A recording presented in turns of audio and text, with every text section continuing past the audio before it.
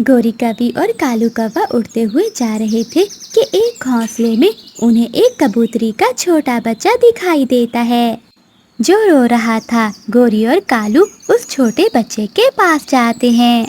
छोटे बच्चे, चुप कर जाओ, तुम क्यों रो रहे हो? आंटी, मेरी मम्मा कल मेरे लिए मीठा फल लेने गई थी मगर अभी तक लौट कर नहीं आई। ना जाने मेरी मम्मा मुझसे गुस्सा क्यों हो गई। शायद मैं मीठा फल खाने की जिद कर रहा था, इसलिए मम्मा मुझसे गुस्सा हो गई। गोरी, इस छोटे बच्चे की माँ को जरूर किसी शिकारी ने पकड़ लिया होगा। ये बच्चा बहुत छोटा है, हम इसे अपने साथ ले जाते हैं। नहीं नहीं अंकल, मैं किसी के साथ नहीं जाऊंगा, मेरी मम्मा जरूर आएंगी। बेटा, आप अभी बहुत छोटे हो, कोई बड़ा पक्षी आपको खा जाएगा या फिर कोई शिकारी आपको पकड़कर ले जाएगा। आप मेरे साथ चलो, मैं आपको आपकी माँ से जरूर मिलवाऊंगी। गोरी कौवी की ये बात सुनकर कबूतरी का छोटा बच्चा किकी मान जाता है। ठीक है आंटी, पहले आप मुझसे प्रॉमिस करें कि आप मेरी मम्मा को ढूंढ कर लाएंगी। प्रॉमिस बेटा, अब चलो हमारे साथ। फिर कालू कौवा और गोरी कौवी उस कबूतरी के छोटे बच्चे को अपने साथ लेकर अपने घर चले जाते हैं। लो बेटा, ये दाना खा लो, कब तक भूखे रहोगे? मैं नहीं खाऊंगा, नहीं खाऊंगा, पहले मेरी मम्मा को लाइए। मैं अपनी मम्मा के पंखों से ही दाना खाऊंगा। कालू जी, ये बच्चा तो ये दाने खा ही नहीं रहा। तुम ऐसा करो, इस बच्चे का ध्यान रखो, मैं तब तक सरसों के बीज लेकर आती हूँ। फिर गोरी कौवी घर से उड़ती है। वो सीधा पहाड़ों के पास जाती है जहाँ कुछ सरसों के पौधे थे। वो सरसों के बीज तोड़ती है और वापस अपने घर की ओर उड़ती है। तभी रास्ते में गोरी कौवी को रानू चिड़िया मिलती है। अरे गोरी बहन, आप ये सरसों के बीज क्यों लेकर जा रही हैं? चिड़िया बहन, एक छोटा सा कबूतरी का बच्चा हमारे घर में है। शायद उसकी माँ को किसी शिकारी ने पकड़ लिया होगा। वो अकेला था, इसलिए हम उसे अपने घर ले आए। वो तो कुछ खा ही नहीं रहा, सोचा कि शायद ये सरसों के बीज ही खा ले।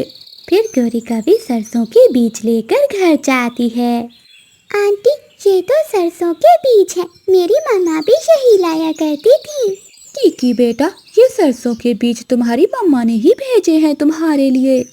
आंटी, तो क्या सच में मेरी मम्मा मुझसे गुस्सा हो गई है? प्लीज आंटी, मुझे मेरी मम्मा के पास ले जाएं। मैं अपनी मम्मा से माफी मांग लूंगा, मैं अपनी मम्मा को मना लूंगा। Please aunty. बेटे, तुम ये सरसों के बीज खा लो, बाद में मैं तुम्हें तुम्हारी मम्मा के पास ले जाऊंगा। ऐसे वो छोटा बच्चा सरसों के बीज खा लेता है। अंकल, आप मुझे मेरी मम्मा के पास ले जाएं, आपने मुझसे वादा किया था। बेटा, अब तो बहुत रात हो गई है, कल हम तुम्हें तुम्हारी मम्मा के पास ले जाएंगे। फिर वो छोटा किकी सो जाता है। रात गुजर जाती है। अगली सुबह फिर से वो छोटा बच्चा रोने लगता है। कालू जी, ये बच्चा रो रो के मर जाएगा, ये हमारे पास रहने को तैयार नहीं है। गोरी, तुम चिड़िया के पास जाओ और उससे पूछो कि अब क्या करे। फिर गोरी कौवी रानू चिड़िया के पास जाती है। चिड़िया बहन, मैं तो थक गई हूँ, वो बच्चा तो 2 दिन से रो ही जा रहा है, ना कुछ खाता है और ना पीता है। अपनी माँ के बिना इतना सा छोटा बच्चा भला कहाँ रहता है? गोरी, हमें इंसानों की बस्ती में जाना होगा और वहाँ जाकर देखना होगा शिकारी के घर। हो सकता है शिकारी इस बच्चे की माँ को पकड़ कर ले गया हो। चिड़िया बहन, अगर ऐसा हुआ तो क्या वो शिकारी कबूतरी को छोड़ देगा? पहले छोटे बच्चे की माँ को ढूंढ लें, फिर देखेंगे कि क्या करना है। फिर रानू चिड़िया और गोरी कौवी इंसानों की बस्ती की ओर जाते हैं। एक बुढ़िया पेड़ के नीचे बैठी हुई थी। रानू चिड़िया बूढ़ी माँ से पूछती है, बूढ़ी माँ जी, इस बस्ती में शिकारी का घर कहाँ है? पक्षियों, तुम वहाँ ना जाना, वो शिकारी बहुत बुरा है, वो पक्षियों को पकड़ लेता है। माँ जी, वो शिकारी एक छोटे बच्चे की माँ को पकड़ लाया है, हमें उसकी मदद करना होगी। ठीक है पक्षियों, वो सामने बड़े पीपल के पेड़ के पास है उस शिकारी का घर। फिर रानू चिड़िया और गोरिका भी वहाँ से उड़ती हैं और वो पीपल के पेड़ पर जाकर बैठ जाती हैं। शिकारी अपने आंगन में बैठा हुआ था। गोरी, वो देखो, वो पिंजरे में कबूतरी कैद है। हो ना हो ये वही छोटे बच्चे की माँ होगी। चिड़िया, उस बच्चे की माँ तो मिल गई, अब हम इसे शिकारी से आजाद कैसे करवाएंगे? लालच गोरी, हमें उस शिकारी को लालच देना होगा, फिर ही इंसान हमारी दोस्त कबूतरी को छोड़ेगा। फिर रानू चिड़िया और गोरिका भी उस शिकारी इंसान के पास जाती हैं। वो थोड़ी दूर जाकर बैठ जाती हैं। शिकारी शिकारी, तुम इस कबूतरी को तो पकड़ आए हो, मगर इस कबूतरी के 2 सोने के अंडे तो वहीं छोड़ आए हो। ये सुनकर कबूतरी सब समझ जाती है और वो झट से बोलती है। चिड़िया, तुमने क्यों बताया? मेरे सोने के अंडों के बारे में शिकारी को क्यों बताया? अब ये शिकारी मेरे सोने के अंडे भी चुरा लेगा। क्या इस कबूतरी के घोंसले में सोने के अंडे हैं? चिड़िया, अगर तुम मुझे एक सोने का अंडा ला दो तो मैं कबूतरी को आजाद कर दूंगा। अगर सोने का अंडा लेना है तो इस कबूतरी को हमारे साथ भेजना होगा, यही लाकर दे सकती है अपना अंडा। गोरी की बात सुनकर शिकारी सोचता है, अगर ये कबूतरी भाग गई तो मैं और पकड़ लूंगा, और अगर ये सोने का अंडा ले आई तो मेरी तो किस्मत ही बदल जाएगी। ये सोचकर शिकारी कबूतरी को पिंजरे से आजाद कर देता है। फिर वो तीनों पक्षी फुर से उड़ जाती हैं। गोरिका भी उन सबको अपने घर ले जाती है। कबूतरी अपने बच्चे को देखकर बहुत खुश होती है। मेरा बच्चा, मैं बहुत रोई आपके बिना। मेरी माँ मिल गई मुझे। आंटी, आपने अपना वादा पूरा किया और मुझे मेरी माँ ला दी। चिड़िया, न जाने ये इंसान इतना लालची क्यों होता है, अपने लालच के लिए इतने छोटे बच्चों की माँ को उनसे जुदा कर देता है। गोरी, एक बात तो है, अगर इंसान इतना लालची ना होता तो हमारी दोस्त कबूतरी कभी आजाद ना हो पाती। फिर वो सब हंसने लगते हैं। मम्मा, आप इतना काम करती हैं, क्या आप थकती नहीं हैं? नहीं मेरी जान, जब मैं थकी हारी घर आती हूँ तो अपने बच्चों को देखकर मेरी सारी थकान उतर जाती है। मम्मा, जब हम बड़े होंगे तो आपको इतनी खुशियाँ देंगे कि आप अपने सारे दुख भूल जाएंगी। जब मम्मा बूढ़ी हो जाएगी और आप दोनों जवान, तो आप अपनी मम्मा को भूल ना जाना। आपके लिए मैंने बड़े दुख देखे हैं। अच्छा बेटो, आप घर में ही रहो, मैं आपके लिए दाना लेकर आती हूँ। मामा चिड़िया रोज की तरह भोजन लेने चली जाती है। वो मामा चिड़िया अच्छे से अच्छा भोजन लाती, ना धूप देखती ना छाँव, और अपनी सेहत की परवाह किए बिना सब काम करती। ऐसे ही समय गुजरता गया और वो दोनों बच्चे बड़े हो जाते हैं और जवान हो जाते हैं। मम्मा, अब इस जंगल में करने के लिए कोई अच्छा कारोबार नहीं है, इसलिए मम्मा मैंने सोचा है कि मैं विदेश चला जाऊं और बहुत सारे पैसे कमाऊं। एक माँ अपने बच्चे को कैसे दूर कर सकती है? अगर आपकी यही इच्छा है तो मैं आपको नहीं रोकूंगी। ऐसे उस चिड़िया का बड़ा बेटा ज्यादा पैसा कमाने के लिए विदेश चला जाता है और फिर कुछ ही दिनों बाद मामा चिड़िया अपने छोटे बेटे की भी शादी कर देती है। बहू, अब मैं बूढ़ी हो चुकी हूँ, मुझसे घर की जिम्मेदारी नहीं उठा होती, अब आप ही घर को देखा करोगी। ना बाबा ना, मुझसे ये सब काम नहीं होते। मैं तो अपने मामा बाबा के लाड प्यार में पली बड़ी हूँ। मैं तो जब तक नदी पर जाकर पानी से 2-3 घंटे खेल ना लूं, मुझे तो रात को नींद नहीं आती। माँ से ऐसे बात नहीं करते। तो और कैसे करते हैं पति जी? मैंने तो आपको शादी से पहले सब बता दिया था, मुझसे कामकाज नहीं होते। अच्छा, अब तुम दोनों मेरे लिए लड़ाई ना शुरू कर देना, मैं कर लूँगी काम। और फिर उनके दरवाजे पर दस्तक होती है। हाँ जी, बताएं क्या काम है? ये आपका पत्र है, विदेश से आया है। बड़े भाई का होगा ये पत्र, माँ को सुनाता हूँ। मम्मा, बड़े भाई का पत्र आया है। मेरे बेटे का पत्र आया है, मुझे पढ़कर सुनाओ। मेरा बेटा ठीक तो है ना? मम्मा, मैं बहुत शर्मिंदा हूँ, मगर मेरी मजबूरी थी, मुझे इस जंगल में रहने के लिए शादी करनी पड़ी और मैं आपको बता भी ना सका। माँ जी, मुझे समय ही ना मिला। मैं बहुत मजबूर था और मुझे ये सब करना पड़ा। और छोटे, माँ का ख्याल रखना। मैंने जो पैसे भेजे थे वो पहुँच गए थे ना। मैं हर महीने माँ का खर्चा भेज दिया करूँगा, मगर मैं अभी वापस नहीं लौट सकता। माँ, मेरा इंतजार करना, जैसे ही मुमकिन हुआ मैं लौट आऊँगा। ये सुनकर मम्मा चिड़िया रोने लग जाती है। बड़े, तुमने मुझे बताए बिना ही शादी कर ली और महीने के खर्च की मुझे क्या जरूरत। मुझे तो आपकी जरूरत थी, मगर मेरे बेटे, आप इतने ही बड़े हो गए कि आपने अपनी माँ के बिना ही जीना सीख लिया। माँ, अगर पैसों की जरूरत आपको नहीं तो हमें तो है ना।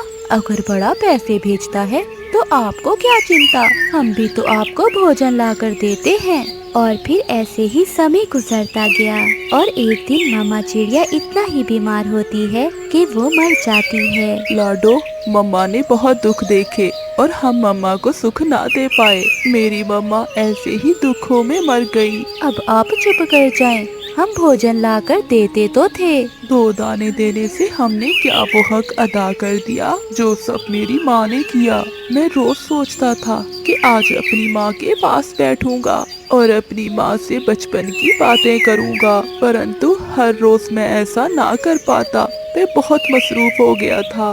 आपके दुख से नहीं मरी माँ जी, दुख तो उस बड़े का था जो विदेश जाकर माँ को भूल गया और शादी कर ली। और फिर दरवाजे पर दस्तक होती है।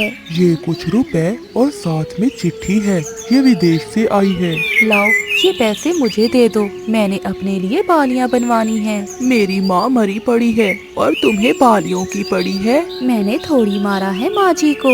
अगर माँ जी के दोनों बेटे लायक होते तो माँ ऐसे बेसहारा न मरती।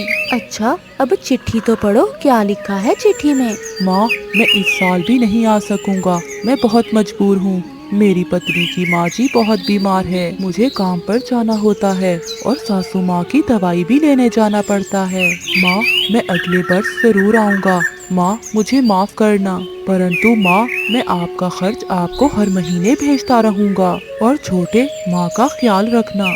लाडो, खत लिखकर भेज देता हूँ कि माँ अब नहीं रही। ना ना ना, ऐसा ना करना। अगर तुमने पत्र लिखा तो वो हमें खर्च देना बंद कर देगा। और फिर छोटा भाई अपनी पत्नी की बात मान लेता है और वो बड़े भाई को ये नहीं बताता कि उसकी माँ अब नहीं रही। ऐसे ही समय गुजरता गया। हर महीने डाकिया आता, पैसे और चिट्ठी लाता। छोटा चिट्ठी पढ़ता और पैसे वो दोनों पति पत्नी खर्च कर देते। अगर बड़े को पता चला कि माँ जी साल पहले ही मर गई हैं, तो वो क्या सोचेगा। अगर तुम्हारे बड़े भाई में ये सोच होती तो वो इतने साल बाहर न बैठा रहता, वो भी अपनी सासू माँ की दवा लेने के लिए। अगर उसे अपनी माँ की परवाह होती तो एक दफा वो अपनी माँ से मिलने जरूर आता। जब तक मुफ्त में पैसा मिलता है मिलने दो। बड़ा विदेश में ही अपना घर भी बना लेता है और बहुत पैसे कमा लेता है। एक दिन उसे अपने जंगल का मिट्ठू तोता वहाँ मिल जाता है। मिट्ठू, तुम यहाँ कैसे आए। मुझे यहाँ आए कुछ दिन ही हुए हैं, मैं भी यहाँ काम करने आया हूँ। माँ कैसी है मेरी, और छोटा ठीक है। ये सुनकर तोता खामोश रहता है। मिट्ठू यार, कुछ बोलो भी, माँ कैसी है। मैं हर महीने पैसे भेजता हूँ माँ को। तुम्हारी माँ को तो मरे हुए 1 साल बीत गया। बड़ा जुल्म किया छोटे की पत्नी ने, वह सारा काम उस बूढ़ी चिड़िया से करवाती थी। क्या मिट्ठू, ये तुम क्या कह रहे हो। फिर छोटा मुझसे पैसे क्यों लेता रहा। क्योंकि वो भी माँ से बढ़कर पैसों से प्यार करता था। जैसे तुम्हें इतना दुख माँ के मरने का नहीं हुआ जितना कि पैसों का हो रहा है। ऐसा कहते हुए मिट्ठू वहाँ से चला जाता है। रानी जी, मुझे कुछ दिनों के लिए अपने जंगल जाना होगा। क्यों, सब ठीक तो है ना। मेरी माँ मर गई है और छोटा हर महीने मुझसे माँ के नाम पर पैसे ले रहा है। मुझे छोटे से जाकर हिसाब करना है। तो फिर देर काहे की, तुम आज की ही फ्लाइट से जाओ। और हाँ, जिस दिन से माँ मरी है उस दिन से लेकर अब तक के सारे पैसे लेकर आना। और फिर बड़ा अपने देश वापस लौट जाता है। बड़े, माँ जी मर गई, माँ जी मर गई, हमें छोड़कर चली गई। मुझे पता चल गया है, मैं इसीलिए तो आया हूँ और तुमने मुझे बताया ही नहीं और माँ जी के नाम पर मुझसे पैसे लेकर खाते रहे हो। मैं तुमसे हिसाब करने आया हूँ। अच्छा, मुझे तो लगा माँ जी का सुनकर आए हो। फिर जंगल में पंचायत लग जाती है। दोनों भाई ही अपनी अपनी बात सुनाते हैं। जिस फैसले के लिए आप दोनों ने इस पंचायत को बुलाया है, मुझे बताते हुए शर्म आ रही है। जिस दिन तुम्हें उड़ना भी नहीं आता था, तुम्हारा पिता मर गया था, उस माँ ने तुम्हें अकेले ही पाला, और जो सिला तुम दोनों ने अपनी माँ को दिया, हमें घिन आती है तुम्हें उस चिड़िया का बच्चा कहने से। जाओ, दफा हो जाओ इस जंगल से। ऐसा ना हो कि हम सब मिलकर तुम दोनों को इस जंगल से निकाल दें। मगर मैं तो हर महीने माँ का खर्च भेजता था, तो क्या मैं भी तो भोजन लाया करता था। अपने माता पिता का बहुत ज्यादा ख्याल रखो। 2 दाने या महीने के पैसे देने से माता पिता का हक अदा नहीं हो जाता, या ऐसा कह देने से माँ जी कैसी हो या पिताजी कैसे हो, बल्कि उनके पास बैठो, उनसे बातें करो। जैसे आप छोटे थे, आपको बातों का समझना तक नहीं आता था, और आपकी माँ आपकी उंगली पकड़े घंटों अपने सीने पर लेटाकर बातें करती रहती। प्यारे दोस्तों, इस कहानी को लाइक, चैनल को सब्सक्राइब और अपने दोस्तों के साथ शेयर करना मत भूलिएगा। आपका धन्यवाद। मिठू, अब हमारे केलों की खेती तैयार हो गई है। कुछ ही दिनों में हम इसे मंडी में बेच देंगे। चिड़िया चिड़िया, इन दिनों केलों का ख्याल रखना होगा। सुना है जंगल में कुछ पक्षी केले चोरी कर रहे हैं। सारा दिन अपने केलों को पानी देने के बाद मिठू तोता और रानू चिड़िया अपने अपने घर को चले जाते हैं। रानू और मिठू के जाने के बाद चोर पक्षी भी वहाँ आ जाते हैं। अरे वाह रे मेरी किस्मत, देखो कालू, मिठू और रानू के केले तो पक चुके हैं और मुझे तो पता ही नहीं चला। गोरी, तुम केले खाओ। केले के छिलके हम कबूतर के घर के बाहर फेंक देंगे। ऐसे केले खाएंगे हम, और चोर बनेगा वो गंदी आँखों वाला कबूतर। फिर वो दोनों पति पत्नी चोर जी भर कर केले खाते हैं, और कालू कौवा सारे छिलके उठा लेता है और कबूतर के घर के बाहर फेंक देते हैं। दूसरे दिन जब रानू चिड़िया और मिठू तोता अपने खेत में आते हैं, तो पके हुए केले ना देखकर परेशान हो जाते हैं। मिठू भैया, हमारी पकी हुई तैयार फसल कोई चोर चुरा कर ले गया। मैं छोड़ूंगा नहीं उसे, जो भी होगा मैं उसे पकड़ूंगा। रानू चिड़िया और मिठू तोता दोनों कफों के पास जाते हैं। गोरी बहन, हमारे केलों की फसल से किसी चोर ने केले चुरा लिए हैं। क्या ये काम आप दोनों का तो नहीं है? चिड़िया, ना ना, हमने तो कई महीनों से चोरियां करना छोड़ दी हैं। तुम ऐसा करो, सभी पक्षियों के घर जाकर देखो। जिसने केले खाए होंगे, छिलके भी उसी के घर के सामने पड़े होंगे। चिड़िया को कफे की बात पसंद आती है। फिर वो दोनों बुलबुल के घर जाते हैं, मगर वहाँ केले के छिलके नहीं थे। फिर वो दोनों कबूतर के घर जाते हैं। मिल गया, चोर मिल गया। कबूतर, तुमने ही हमारे केले खाए हैं। कबूतर भैया, अब आप भी कौवों की तरह चोरियां करने लग गए हैं। अगर केले खाने का ज्यादा ही मन कर रहा था तो मांग लेते, चोरी करने की क्या जरूरत थी। नहीं नहीं मिठू और चिड़िया, मैं चोर नहीं हूँ। मैंने आपके खेत से केले नहीं चुराए। तो फिर ये केले के छिलके कहाँ से आए? आज के बाद अगर मुझे खेत में नजर आए तो जान से मार दूंगा मैं तुम्हें। ये जरूर किसी की शरारत होगी। चिड़िया और मिठू तोता कबूतर से गुस्सा होकर वहाँ से चले जाते हैं। अब मुझे खुद को सच्चा साबित करने के लिए असल चोर को पकड़ना होगा। अगर असल चोर ना पकड़ा गया तो चिड़िया और मिठू मुझे ही चोर समझेंगे। कालू जी, उस मिठू और चिड़िया ने तो कबूतर को ही चोर बना दिया। हाँ गोरी, केले खाए हमने और चोर बना वो कबूतर। हाँ कालू, आज फिर से केले खाएंगे और चोर बनेगी वो मोटी बुलबुल। फिर वो दोनों अपने घर से निकलते हैं। रानू चिड़िया और मिठू तोता पौधों को पानी देकर वहाँ से चले जाते हैं। रानू चिड़िया और मिठू तोता फिर से घर चले जाते हैं, मगर आज कबूतर केलों के पेड़ के पीछे छुपकर बैठा हुआ था। उसे खुद को सच्चा जो साबित करना था। इधर मौका देखकर गोरी कवि और कालू कौवा चिड़िया के खेत में आ जाते हैं। 1 2 3, गोरी काम शुरू करो। वो दोनों केले के पेड़ से पके हुए केले तोड़कर खाने लगते हैं। पीछे से कबूतर भी आ जाता है। जिसने खाए केले वही बनेगा चोर। तुम दोनों पकड़े गए हो। फिर चिड़िया और मिट्ठू भी वहाँ आ जाते हैं। चिड़िया और मिट्ठू, ये रहे तुम्हारे चोर। मैं चोर नहीं हूँ। कबूतर, हमने तो केले आज पहली बार खाए हैं। गौरी की बच्ची, केले खुद खाए और इल्जाम लगाया कबूतर पर। आज तो हम तुम्हें छोड़ेंगे नहीं। मारो, इन्हें मारो, आज हम इन्हें नहीं छोड़ेंगे। ऐसे रानू चिड़िया और मिट्ठू कौवों के पीछे पीछे और कौवे आगे आगे भागते हैं। ऐसे केले चोर पकड़े जाते हैं। मिट्ठू तोते के घोंसले से हर रोज भोजन चोरी हो जाता था।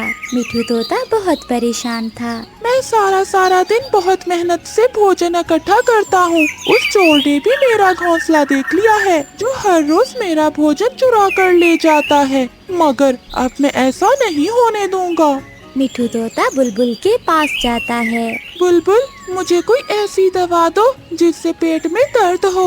बुलबुल हंसने लग जाती है।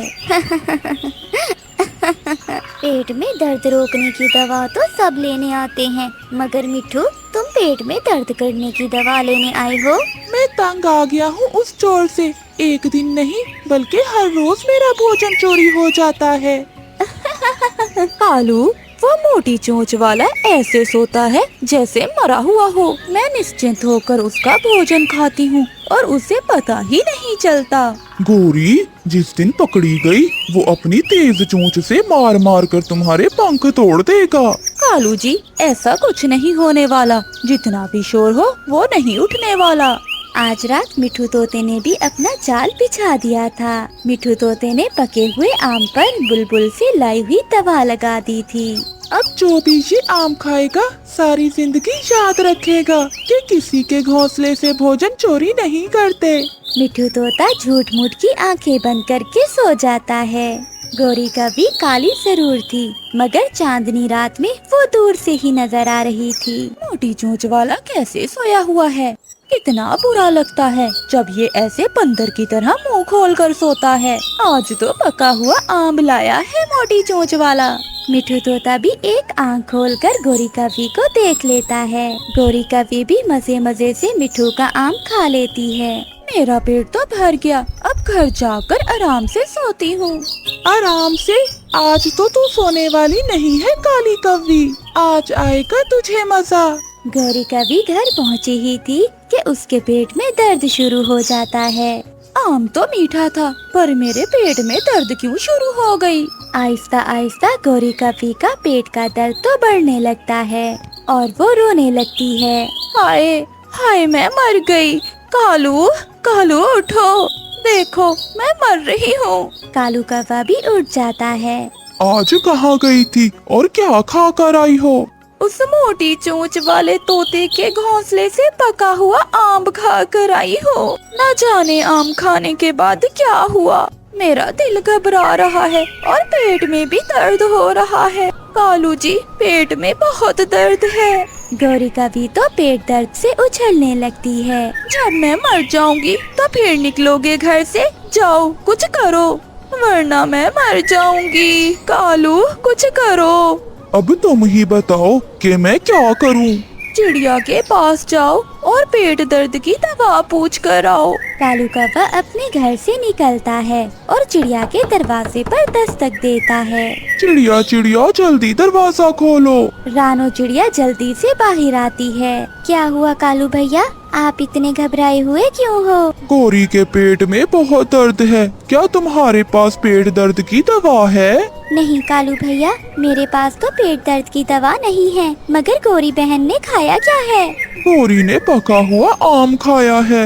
आम खाने से तो पेट में दर्द नहीं होता, अगली सुबह भी हो जाती है। मगर गौरी कवि तो पेट के दर्द से मर रही थी। गौरी कवि अपने घर के बाहर बैठी हुई थी, कभी वो इधर जाती तो कभी उधर। तभी कालू कौवा भी वहाँ आ जाता है।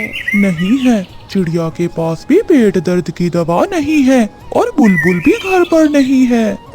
तो क्या मैं मर जाऊंगी? गौरी, अब तोते को ही सच बताना होगा। तोता ही बताएगा उस आम में ऐसी क्या बात थी जिसे खाते ही तुम्हारे पेट में दर्द शुरू हो गया। कालू जाओ एक बार उस मोटी चोंच वाले से पूछ कर आओ। कालू कौवा मिठू तोते के पास जाता है। मिठू तोता तो कालू कौवे को दूर से आता हुआ देखकर हंसने लगता है। रोज चोरी अब रो रही होगी तुम्हारी पत्नी। मैंने भी आज उसे ऐसी सजा दी है कि सारी उम्र याद रखेगी। तोते वो मर जाएगी, वो दर्द से रो रही है। प्लीज बता दो तुमने आम पर क्या लगाया हुआ था। नहीं बताऊंगा, पहले उसे कहो कि मुझसे आकर माफी मांगे और दोबारा मेरा भोजन चोरी ना करने का वादा करे। कालू कौवा जल्दी जल्दी से घर जाता है। मुझे पहले ही शक था, वो तोता इतना पागल नहीं है।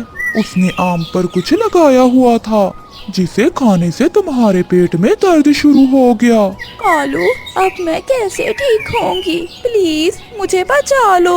वो कहता है कि गोरी आकर मुझसे माफी मांगे।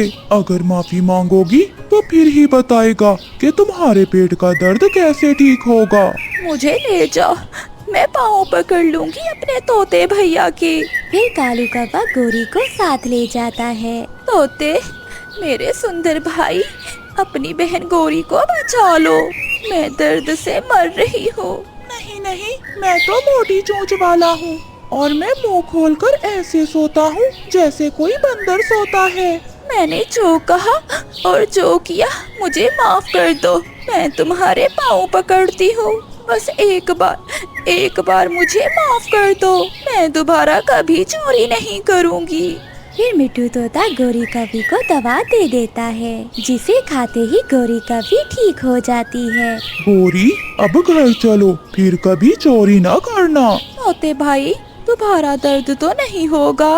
अगर चोरी नहीं करोगी तो फिर कभी नहीं होगा। फिर गोरी कौवी अपने घर चली जाती है और आइंदा से चोरी ना करने का वादा करती है। प्यारे दोस्तों, इस कहानी को लाइक, चैनल को सब्सक्राइब और अपने दोस्तों के साथ शेयर करना मत भूलिएगा। आपका धन्यवाद।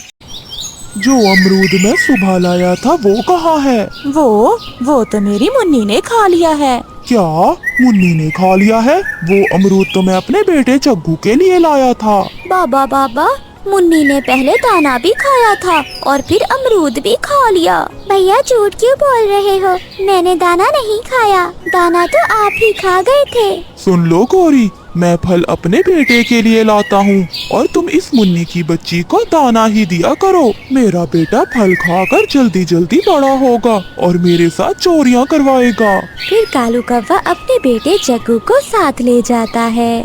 खा ले बेटा, खा ले। आज के बाद मैं अपने बेटे को बाहर ही लाकर फल खिलाऊंगा। अगर मैं घर लेकर गया तो वो मुन्नी की बच्ची खा जाएगी। बाबा, क्या सब पक्षी अपनी बेटियों से ऐसा ही करते हैं? क्या करता हूँ मैं? दाना तो ला कर देता हूँ। आज नहीं तो कल उसकी शादी हो जाएगी और वो पराए घर चली जाएगी। और तुम तो हमेशा मेरे साथ रहोगे। मुसीबत में तुम ही तो मेरे सहारा बनोगे। इसलिए तो मैं तुम्हें फल खिलाता हूँ। मम्मा, भूख लगी है, बाबा अभी तक नहीं आए। बेटी सब्र करो, वो आने ही वाले होंगे।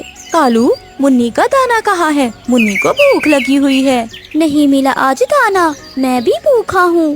एक आम तो मिला था, वो खा लिया बाबा के बेटे जग्गू ने। जग्गू कौवा मुन्नी की तरफ देखकर मुंह चढ़ाता है। कोई बात नहीं बाबा, अगर आज दाना नहीं मिला तो कल मिल जाएगा। मैं आज पानी पीकर सो जाती हूँ। मुन्नी बेचारी पानी पीकर खाली पेट ही सो जाती है। अगली शाम रानो चिड़िया कालू कौवे के घर जाती है। कौवे भाई दरवाजा खोलो, मैं हूँ रानो चिड़िया। फिर कालू कौवा दरवाजा खोल देता है। कौवे भैया, मैं जामुन के पेड़ से जामुन खाने जा रही हूँ, क्या आप भी साथ चलोगे? हाँ रानो, आज तो सुबह से भोजन नहीं मिला। मैं भी भूखा हूँ और मेरा जग्गू भी। ऊपर से जग्गू कौवा भी आ जाता है। पिताजी, मैं भी जाऊंगा आपके साथ। फिर कालू कौवा और उसका बेटा रानो चिड़िया सब जामुन के पेड़ से जामुन खाने चले जाते हैं। जामुन काले काले और पके हुए थे। रानू चिड़िया जी भरकर जामुन खाती है। जग्गू कौवा नीचे बैठा जामुन खा रहा था और कालू कौवा ऊपर से जामुन तोड़ तोड़ कर नीचे फेंक रहा था। कौवे भैया अब चले, मेरा तो पेट भर गया है। नहीं नहीं पिताजी, मुझे अभी भूख लगी हुई है, मैं और जामुन खाऊंगा। चिड़िया तुम जाओ, जब मेरे जग्गू का पेट भरेगा मैं फिर ही जाऊंगा। रानू चिड़िया अपनी भूख मिटाने के बाद वहाँ से अपने घर चली जाती है और कालू कौवा जामुन तोड़ तोड़ कर नीचे फेंकने लगता है। जामुन की डाल बहुत कच्ची होती है। जिस डाल पर कालू कौवा बैठा था वो डाल टूट जाती है। वो डाल नीचे आकर गिरती है और साथ में कालू कौवा भी। कालू कौवा जामुन की बड़ी डाल के नीचे दब जाता है। मैं मर गया, हाय मैं मर गया। जग्गू जग्गू बेटा मुझे यहाँ से निकालो। बाबा डाल के साथ जामुन भी हैं, कितने पके हुए हैं। आपने ऐसे जामुन तो नीचे फेंके ही नहीं। रुको रुको, पहले मैं थोड़े जामुन खा लूं, फिर आपको बाहर निकालूंगा। जग्गू कौवा ऐसे कहते हुए टूटी हुई डाल से जामुन खाने लगता है। कालू कौवा डाल के नीचे दर्द से चीखें मार रहा था। मम्मा अभी तक पिताजी आए नहीं, मैं जाकर देखती हूँ।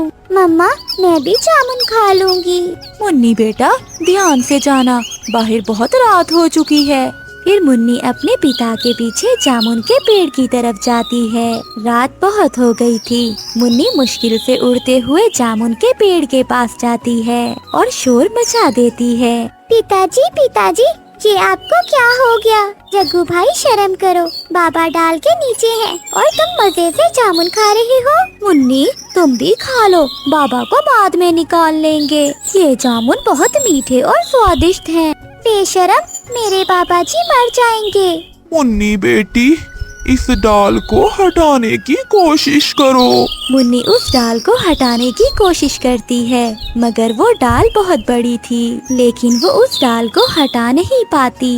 रुके पिताजी, आप शांत हो जाएं, मैं अभी तोते अंकल को बुला कर लाती हूँ। मुन्नी कभी रात के अंधेरे में भागती है। वो तेजी से उड़ते हुए तोते अंकल के घर जाती है। मुन्नी तुम इतनी रात में यहाँ, सब ठीक तो है ना? तोते अंकल जल्दी से आप मेरे साथ चलें। मेरे पिताजी जामुन की पेड़ की डाल के नीचे दब गए हैं और उन्हें निकालने में मेरी मदद करें। मिट्ठू जल्दी से उड़ता है और मुन्नी के साथ जाता है। मिट्ठू तोता अपनी तेज चोंच से डाल को काट देता है। मुन्नी तुम वहाँ से हटाओ और मैं यहाँ से। मुन्नी और मिट्ठू तोता अपना पूरा जोर लगा देते हैं और वो कालू कौवे को बाहर निकाल लेते हैं। बाबा जग्गू भैया कहाँ गए? मुझे नहीं मालूम बेटी। कालू कौवा अपनी बेटी को सीने से लगा लेता है। चलो बेटी घर चले। जब वो दोनों घर आते हैं तो जग्गू आराम से सोया हुआ था। बाबा बाबा आप जामुन की डाल से बाहर कैसे निकले? चुप चुप कर जा, मैं भूल में था जो तुमसे इतना प्यार करता रहा और अपनी मुन्नी से नफरत करता रहा। आज के बाद मेरी बेटी ही मेरा सब कुछ है। गोरी कवि ये सब देखकर बहुत हैरान थी। पिताजी अगर डाल से बाहर आ ही गए थे तो 2-4 जामुन ही तोड़ लाते मेरे लिए। कालू कौवा कुछ बोले बिना ही जग्गू को घूरे जा रहा था।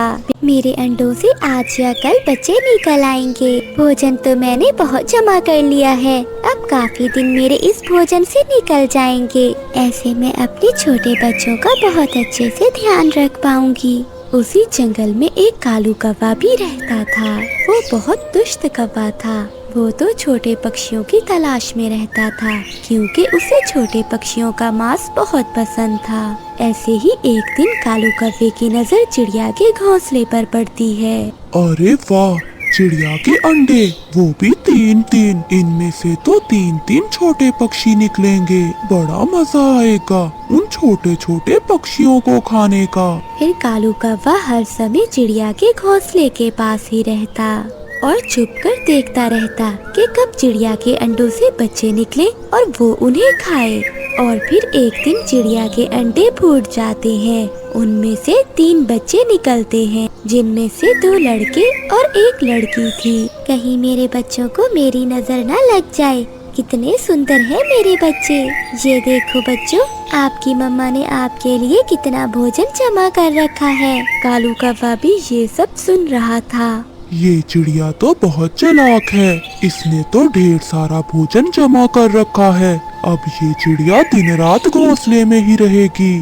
मगर कोई बात नहीं, चिड़िया मुझे भी कालू कहते हैं। मैं तुमसे इस बात का बदला जरूर लूंगा। ऐसे ही कुछ दिन गुजर जाते हैं। चिड़िया के बच्चों के पंख भी निकल आए थे, लेकिन वो अभी उड़ नहीं सकते थे। अब चिड़िया के पास जमा किया हुआ भोजन भी खत्म हो गया था। मेरे प्यारे बच्चों, अब मुझे भोजन की खोज में जाना होगा। मैं आपको भी साथ ले जाती, मगर आप अभी बहुत छोटे हो और आप उड़ नहीं सकते। आपने कोई शरारत नहीं करनी, मैं थोड़ी ही देर में वापस आ जाऊंगी। फिर रानू चिड़िया भोजन की खोज में चली जाती है। कालू कौवा तो इसी लम्हे के इंतजार में था। वो चिड़िया के जाते ही घोंसले में आता है और चिड़िया के बच्चों को उठाकर ले जाता है। थोड़ी देर बाद जब चिड़िया आती है तो उसके बच्चे घोंसले में थे ही नहीं, तो वो देखकर रोने लग जाती है। मेरे बच्चे कहाँ गए? क्या कोई खा तो नहीं क्या मेरे बच्चों को? मैं क्यों अपने बच्चों को अकेला छोड़कर चली गई? फिर दुष्ट कौवा भी वहाँ आ जाता है। चिड़िया, तुम्हारे बच्चे मेरे कब्जे में हैं। दुष्ट कौवे, तुमने मेरे बच्चे क्यों उठाए हैं? जल्दी से मुझे मेरे बच्चे वापस कर दो, नहीं तो मुझसे बुरा कोई नहीं होगा। चिड़िया, तुमसे बुरा तो मैं हूँ। अगर तुमने अब चूं चां की तो तुम्हारे बच्चों को जान से मार दूंगा। तुम्हारे बच्चे मेरे पास सुरक्षित हैं और तब तक सुरक्षित रहेंगे जब तक तुम मुझे भोजन लाकर देती रहोगी। कौवे, ये तुम क्या कह रहे हो? मैंने कोई इतनी मुश्किल बात तो नहीं की जो तुम्हें समझ न आए। सीधी और साफ बात की है मैंने। अगर अपने बच्चों की जान बचानी है तो जैसा मैंने कहा है वैसा ही करो। कृपया करके आप मेरे बच्चों को कुछ न कहना। आप जैसा कहोगे मैं वैसा ही करूँगी। मुझे हर रोज भोजन चाहिए, इसी जगह आकर मैं ले जाया करूँगा। चिड़िया बेचारी बेबस होकर कौवे की बात मान लेती है। रानू चिड़िया हर रोज कालू कौवे के लिए ढेर सारा भोजन लेकर जाती और कालू कौवा आकर उससे सारा भोजन ले जाता। अब तो चिड़िया की ममता बहुत तड़प रही थी। काफी दिन हो गए थे, उसने अपने बच्चों को अभी तक ना देखा था। और फिर एक दिन वो कौवे से कहती है, कौवे, मुझ पर दया करो, मेरे बच्चे मुझे लौटा दो, मैं फिर भी तुम्हें भोजन दिया करूँगी। अगर फिर ऐसी बात की तो फौरन जाकर तुम्हारे बच्चे मार दूंगा। लगता है तुम्हें अपने बच्चों की जिंदगियाँ प्यारी नहीं है। नहीं कालू भैया, आप ऐसा ना करना, मैं दोबारा ऐसी बात नहीं करूँगी। फिर रानू चिड़िया उदास होकर नदी पर जाकर बैठ जाती है। वहाँ मिठू तोता भी बैठा हुआ था। क्या बात है चिड़िया, तुम इतनी परेशान क्यों लग रही हो? फिर रानू चिड़िया मिठू को सारी बात बताती है। चिड़िया, वो कौवा तो बहुत दुष्ट है। उसने मेरे बच्चे भी खा लिए थे और मुझसे झूठ बोलकर वो मुझसे भोजन भी लेता रहा। उसने तुम्हारे बच्चे भी मार दिए होंगे और अब वो तुम्हें ब्लैकमेल कर रहा है। ये सब सुनकर चिड़िया का मन तो फट जाता है। मैं उस दुष्ट कौवे को छोड़ूंगी नहीं। बदला तो मैंने भी लेना है उससे। मैं किसी के साथ की तलाश में था। चिड़िया, मेरा दोस्त है एक काला नाग, वो जरूर हमारी मदद करेगा। फिर वो दोनों काले नाग के पास जाते हैं। तोते, तुम मेरे बहुत अच्छे दोस्त हो। बताओ, मैं तुम्हारे किस काम आ सकता हूँ? फिर तोता काले नाग को सारी बात बताता है। उस काले कौवे की इतनी हिम्मत कि वो ऐसा करे। बस उसे किसी तरह से मेरे पास ले आओ, फिर मैं उसे बताता हूँ। फिर चिड़िया कौवे के पास जाती है। कौवे भाई, आज मैंने आपके लिए बहुत सारा भोजन तलाश किया है, मगर वो मुझसे उठा नहीं हो रहा। आप मेरे साथ चलें। भोजन का सुनकर दुष्ट कौवा तुरंत रानू चिड़िया के साथ चला जाता है। जब वो जाकर तोते को देखता है तो कहता है, चिड़िया, क्या तुम इस तोते के साथ मिलकर मेरे साथ कोई साजिश तो नहीं कर रही हो? पहले मुझे तुम बताओ, तुमने मेरे बच्चे क्यों खाए? अच्छा, इस तोते ने तुम्हें सब बता दिया है। अगर बता ही दिया है तो सुन लो, मैंने तो तुम्हारे बच्चे उसी दिन ही खा लिए थे जिस दिन मैंने उन्हें पकड़ा था, और अब तुम दोनों भी मरने के लिए तैयार हो जाओ। आज मरना हमने नहीं बल्कि तुमने है। इससे पहले कि कालू कौवा आगे बढ़ता, पीछे से काला नाग आकर कालू कौवे को पकड़ लेता है और कालू कौवा वहीं मर जाता है और अपने अंजाम को पहुंच जाता है। एक बेटी चिड़िया की जिंदगी में दुख और सुख तो आते जाते रहते हैं। जो मुश्किल समय हो तो अच्छे समय की उम्मीद ना छोड़ो, क्योंकि मुश्किल समय तो गुजर ही जाता है। रानू चिड़िया की मम्मा बहुत बीमार थी। उसे अपनी बेटी की शादी की चिंता सताई जा रही थी। बेटी, अगर तुम्हारी शादी हो जाए तो मैं सुकून से मर सकूंगी। मुझे तुम्हारी शादी की बहुत चिंता है। माँ, ऐसा कुछ नहीं हो सकता। मेरी माँ हमेशा मेरे साथ रहेगी। नहीं बेटी, मैं अब बहुत बूढ़ी हो गई हूँ। दरवाजे पर दस्तक होती है और एक मिठू तोता घर में आता है। माँ जी, एक चिड़ा मेरे जानने वाला है। अगर आप कहें तो मैं रानू की शादी की बात करूं। तोते, मैं भी अभी रानू से यही बात कर रही थी। मिट्टू भैया, जैसे आप सबकी मर्जी। फिर मिट्टू तोता वहाँ से चला जाता है और दूसरे दिन वो उस चिड़े को साथ लेकर आता है। माँ जी, ये है वो चिड़ा। बेटा, क्या आपको घोंसला बनाना आता है? हाँ हाँ माँ जी, मेरा पक्का लकड़ियों का घर है और मैं जानता हूँ कि तिनकों का घोंसला भी कैसे बनाते हैं। माँ चिड़िया को चिड़े की बातें अच्छी लगती हैं। फिर माँ चिड़िया रानू चिड़िया की शादी उस अनजान चिड़े से कर देती है। कुछ दिन तो उस चिड़े का व्यवहार रानू चिड़िया से अच्छा रहता है, मगर कुछ दिनों बाद वो अपनी पत्नी से अजीब अजीब बातें करने लगता है। मैं तुम्हें घर में सजा कर रखने के लिए नहीं लाया। बाहर जाओ और मेरे लिए दाना लाओ। मगर हमारे परिवार में तो पति ही दाना लाता है और पत्नियां घर की देखभाल करती हैं। यहाँ ऐसा कुछ नहीं होने वाला। आज से दाना तो तुम्हें ही लाना होगा।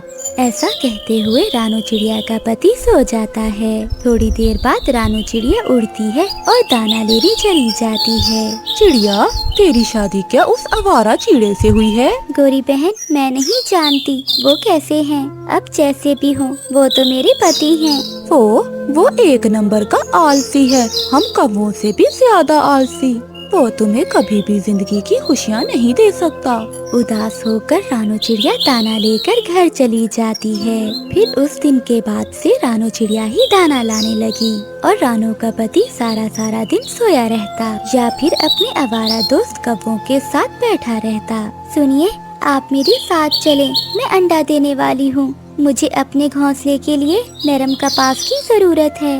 घोंसले को नरम बनाने का काम तुम्हारा है। जाओ और ले आओ कपास। तुम जाओ, मैं नहीं जाऊंगा।